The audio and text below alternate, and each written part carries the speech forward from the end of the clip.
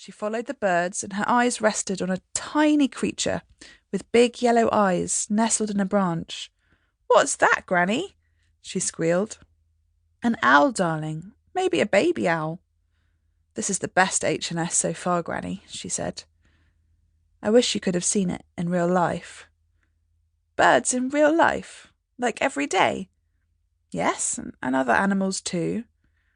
Actually walking around? Not in a zoo? Sometimes.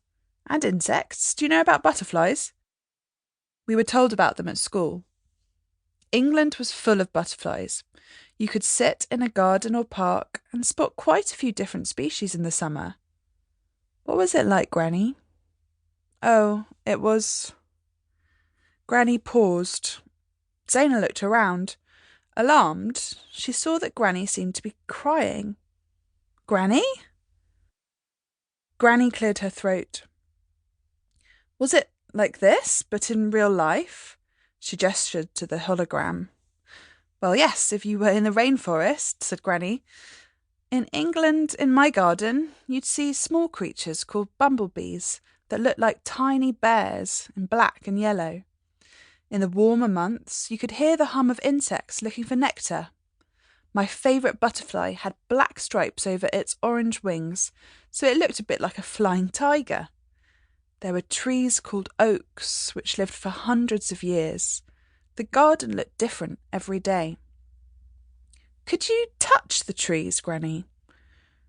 "Oh yes, you could touch the leaves and the plants and the flowers." "What did they feel like?" "Soft, I suppose, but each one felt different. Dandelions were called a weed, but in the early summer they turned into these perfect bulbous globes which you could blow, and all the furry seed heads would fill the air." "Like magic?" "Yes, in a way. We called them dandelion clocks. And the scents were so good. Each flower smelled different. I loved the smell of roses, the bluebells, the pine trees. Oh, do you know about conkers?" "No, what's that?" "In the spring, that was the season when everything came out in bloom, the horse chestnut tree did this thing called candling, where it would grow flowers that looked like ice cream sundaes. Later, the plant would produce these bright green balls covered in spikes. When they dropped off the tree, we'd look inside their cracked shells to find something we called conkers. They were brown and shiny and meant that autumn, that was another season, was here, and the leaves would soon change colours, from green to red or orange or yellow." "You're kidding, Granny." Granny shook her head. "And you saw that every day if you wanted to?" "Yes, darling." "What was it like?" "It was wonderful." "Why did nature end, Granny?" Granny sighed. "We didn't love it enough," she said, "and we forgot that it could give us peace." Part 1. Seedling. Introduction. The baby in the soil.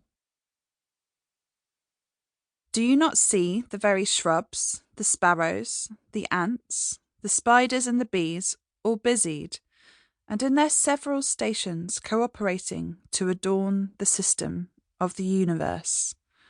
Marcus Aurelius, Meditations. Every leaf speaks bliss to me. Emily Bronte, Fall Leaves Fall.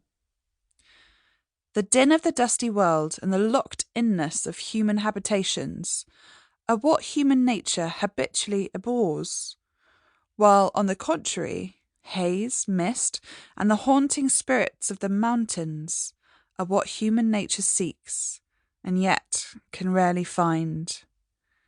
Guo Shi, 11th century.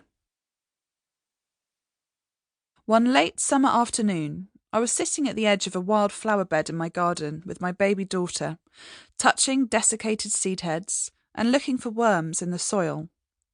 Spiders the colour of syrup had sprung up in webs across the garden, their coracle rumps jewel-like in the sun. Although it was August